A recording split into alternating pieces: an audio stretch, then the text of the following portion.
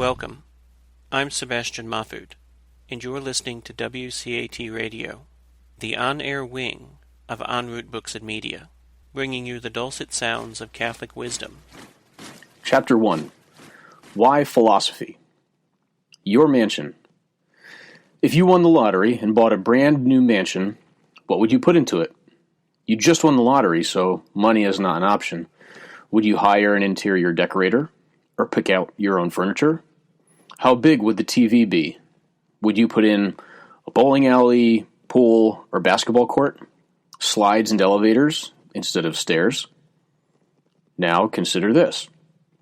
Would you invite people to drop off their trash in your new mansion?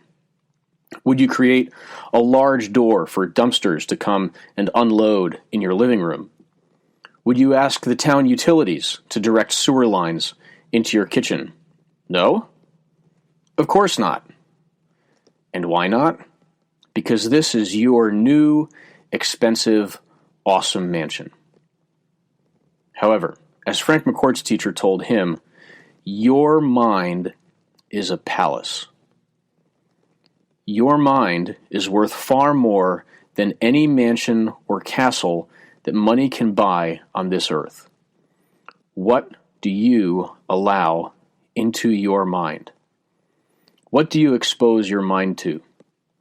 How much garbage do you let in without examining it first to see if it is worth letting in? How many bad ideas have taken up residence in the living room of your mind?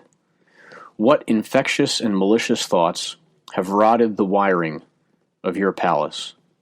What foul refuse have you been playing with? Consider one example. All the advertisements you have ever seen or heard were carefully constructed by very intelligent people to convince you that you need, deserve, or want their product. The role of philosophy. Philosophy is the extermination company.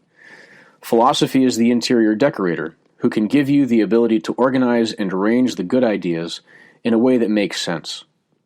Philosophy is the guard at the door who examines the incoming information and differentiates which ideas are good and you should keep from which ones are not and you should toss into the street. Philosophy is the electrician who makes sure that the wiring is correct and that the right switches turn on the right lights. Philosophy is often criticized as being impractical.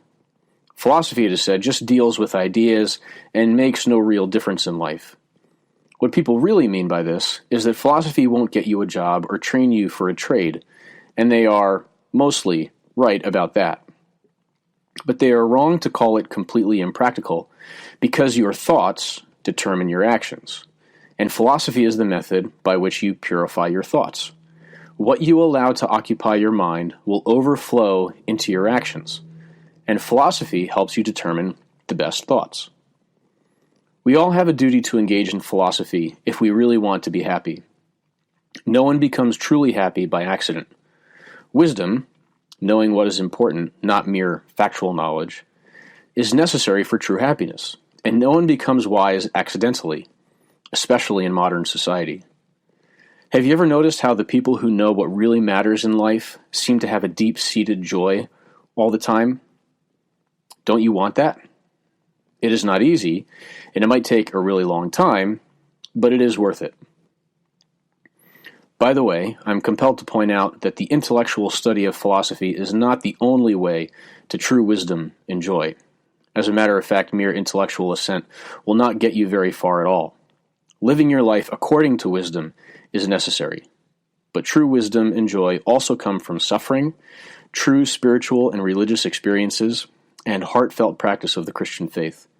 They all lead to the same place, and it is best to follow all these paths to their common point of convergence. But each path shows us a different face of the same thing. Philosophy Friday. A number of years ago, in discussing the nature of science with my physics students, I told them that I had a degree in philosophy in addition to my degree in physics. They immediately had a lot of questions about what philosophy is, what you can do with it, and why I got that degree. But they also demanded that I teach them some philosophy. So every now and then I started off class with a brief philosophical question, quote, dilemma, or discussion. Over time, this turned into Philosophy Friday, where I take the first 10 minutes or so of class on Friday to teach some point about philosophy. Whenever we don't have class on Friday for some reason, we hold a Wisdom Wednesday or Thinking Thursday. And my students love it. I can't tell you how much positive feedback my students give me about Philosophy Friday. When people get a taste of real philosophy, they can't get enough of it. Many of my students never thought that there was a rational way of thinking about life's deepest questions.